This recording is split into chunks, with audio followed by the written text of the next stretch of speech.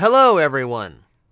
It is a new, interesting day in the world of Kamen Rider. We have something that we've never seen before in many ways. We have a proper Kamen Rider based anime series that is not SD Rider, and we have a series that can be seen easily in the US, which is kind of a shocking development. So, Futo P.I. This is based on the Futo Detective manga. If you have read that, then there's not going to be much surprise in this series for you, and it's just a matter of enjoying the visual spectacle of seeing Kamen Rider characters brought to life via animation rather than live action. So I thought it'd be a good time to go ahead and give some general impressions of episode 1 and what I think overall. I'm not going to be doing like a episode by episode recap or anything like that, but seeing it for the first time, I definitely do want to get some thoughts out, and I do want to really push this out there because we know, thanks to a little bit of inside info, that Toei is going to gauge the viability of Kamen Rider in the West based on this series. Now, keep in mind, this is attempt number 3 at this. Masked Rider in the 90s, Kamen Rider Dragon Knight, and now Futo P.I. So they're going to be watching the numbers on Crunchyroll very, very closely. I'm going to say it already. If you got Crunchyroll and you haven't watched it yet, go watch it. Like, watch it, rewatch it, talk your friends into watching it. I know it's not on. I know it's not free with ad Crunchyroll yet. I don't know if that is even a thing. I've had a Crunchyroll membership for a while, so I've not even paid attention to if there's a free way to watch it. But either way, sign up for the free trial, watch it, and then don't pay for the trial. Don't pay for the monthly. That's whatever you can do. Watch it, because if we want more Kamen Rider in the West, this is going to be how we get it. So, let's go ahead and we'll take a look at just overall thoughts here and what's going on. So, first off, it's super cool to see Philip and Shotaro in anime. I'm never gonna get used to Philip's green hair. That has been a thing for, in the original in the manga design, and now, of course, in the anime. It makes him look far more anime.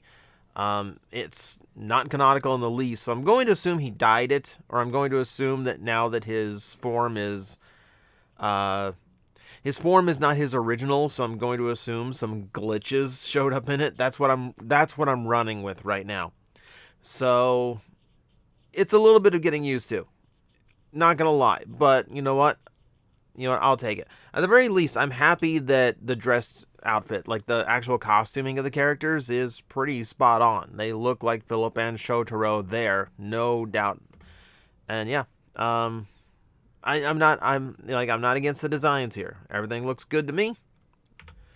So what immediately stuck out to me in episode 1 is just how much more they could do now that they are in animation. So one reason why I love animation as an art form is because it really is unlimited what you can do and where you can place characters. In live action, you're limited to what is physically possible and monetarily possible. In the original series, in the original live action, you're never going to see a scene like this unless it's all CGI green screened, and then it's not going to look nearly as good as it looks here. It's not going to look natural the way it looks here. It's just you're never going to see Toei rent out an entire city block of Japan and do this entire set the way it looks here. So I love how much more the series can do and how much bigger it can make things. This is the work of one Dopant, and it immediately informs you just how potentially powerful this Dopant is. If it can do something like this that no Dopant in the live action was capable of, that is already giving us a really cool touch and a really good indication of what is to come in this series. Yeah, it looks really cool. Like I said, style-wise, everything in the show does look really nice. Shading is done really well. Character design is really good. Maybe not the smoothest animation I've seen, especially when hair is blowing in the wind. I could definitely use a few more frames of animation on it, but For what it is, I don't think it is a bad job. I think it is a fine-looking animation. So, the other thing that occurred to me is now that we are in a more teen adult anime level, we can do some much more adult things like blood and severed limbs and a woman showering in a public fountain. So yeah, there's definitely a lot more mature themes in this one, which is ironic because if you grew up in America, it seems weird to think that you go to animation to show mature themes that you couldn't show in your original form. But again, Japan works a little bit differently. This is aimed at a different audience, so it's actually really cool to see that the story is now matured because, of course, the audience that grew up with Kamen Rider Double has now grown up. They are adults themselves. So tell a more adult story. Do things that we couldn't get away with in a live-action kids show. Absolutely. Love that they're doing that.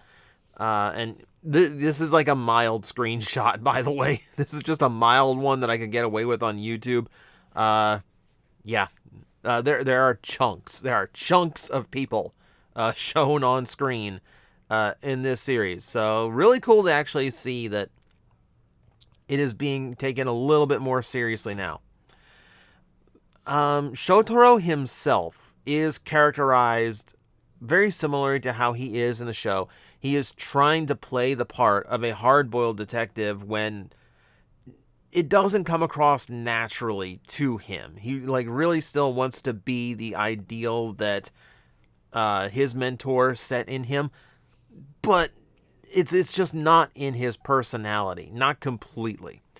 They do a lot in this episode to really push that he hates being called or assumed to be a half-boiled detective.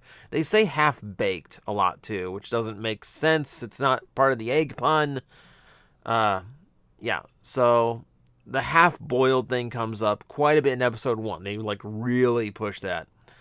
One of the other things I really liked about this series is getting a little bit of touches from the original that are completely intact here. For instance, he's using the stag phone, and so they're keeping the tech from the original series, and he uses it like a modern cell phone, but it also makes all the accurate sound effects that the original made as if they were still trying to sell the toy, which is actually a really cool touch. So to keep that accuracy is what I really like. You also get a quick glimpse of the extreme memory, and you get to hear its familiar cry as well. Really nice that they are sticking to little points like that, and that they aren't just. It's not like it sounds similar. No. Toei gave the animation studio the sound effects to make this dead accurate, so it all still feels like Kamen Rider Double. I will say the music in the show is good too. So it's a bit of a different feel from Double, but it's similar enough that it keeps me into it. One thing I'll get into before we go actually no. Let's see what else we got here in this little slideshow. Yeah.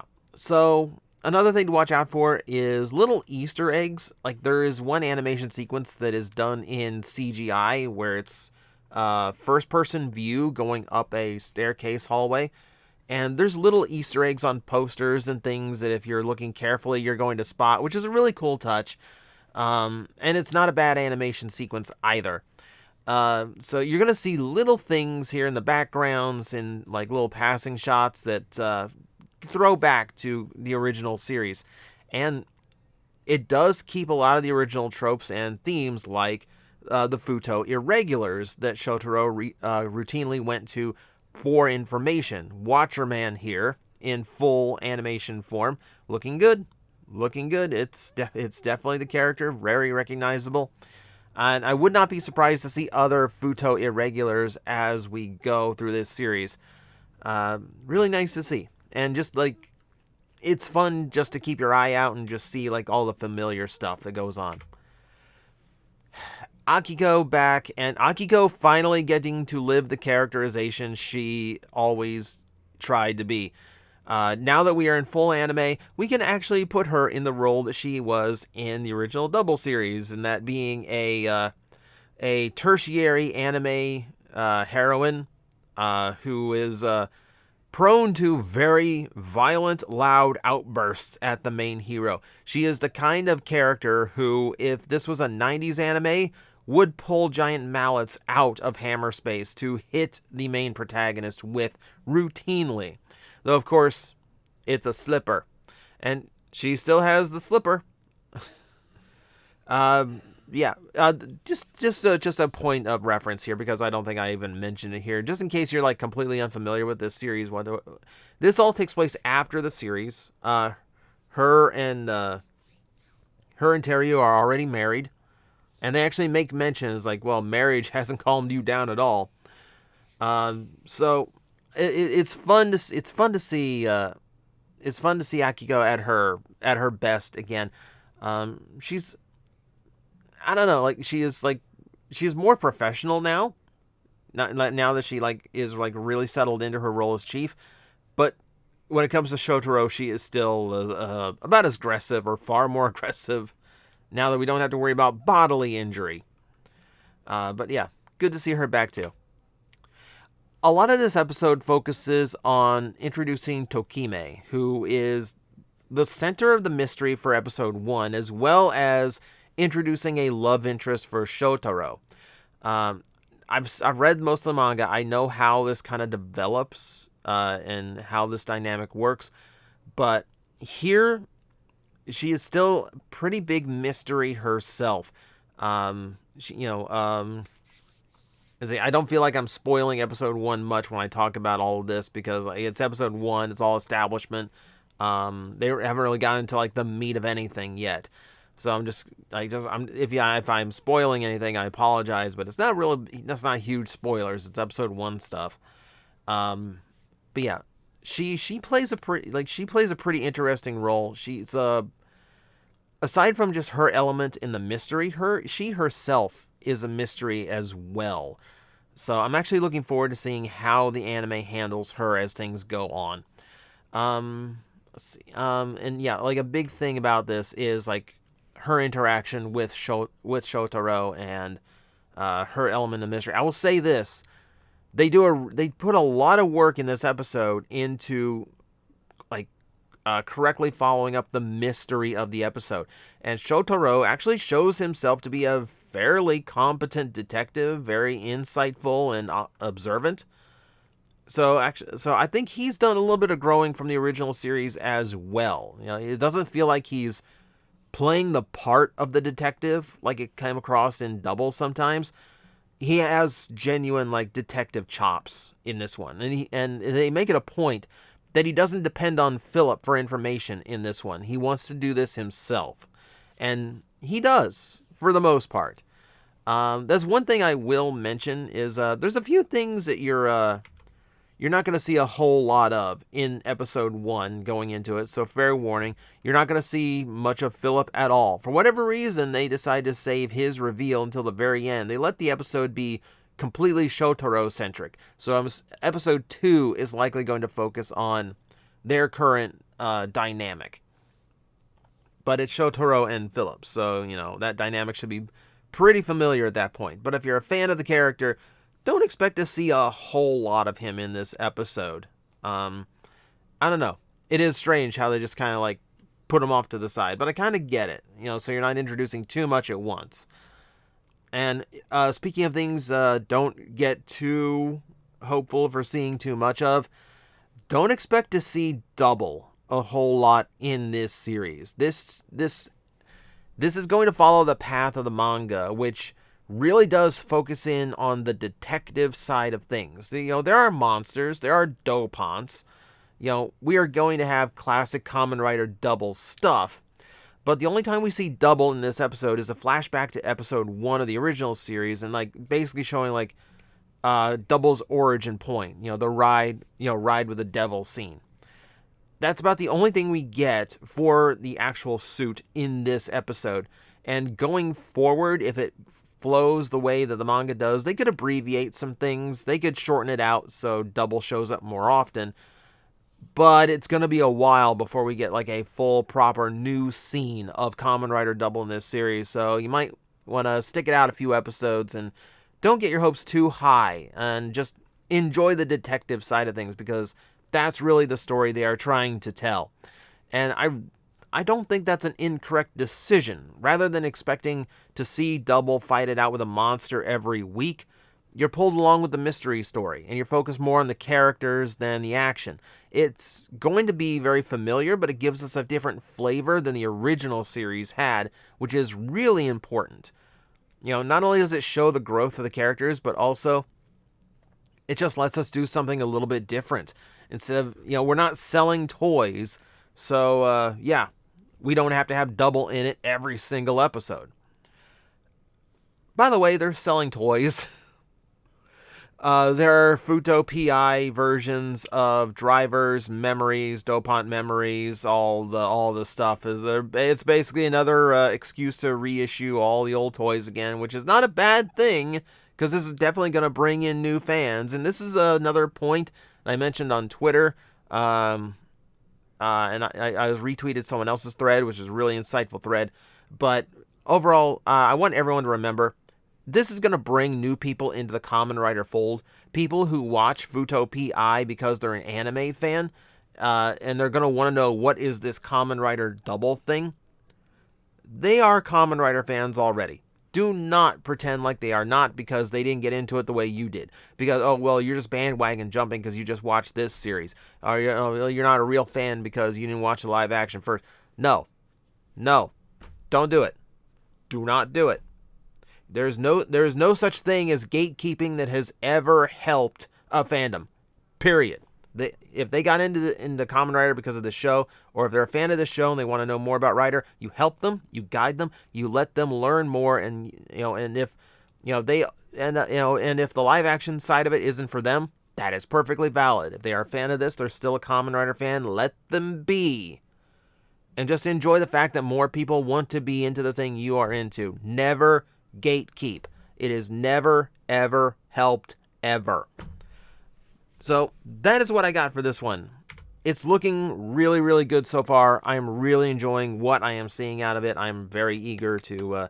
this is basically going to be... Like, I haven't had time for anime lately, but this is going to keep me paying for Crunchyroll every month. This show alone.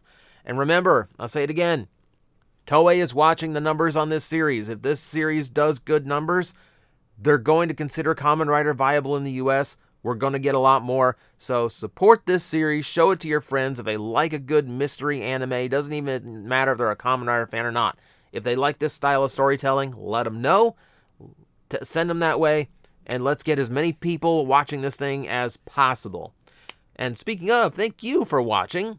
Like I said, we're not going to do this every week. Once the season is over, we might do like a recap thing, but I'm not going to make this like a constant, like every week we're going to talk about the new episode thing.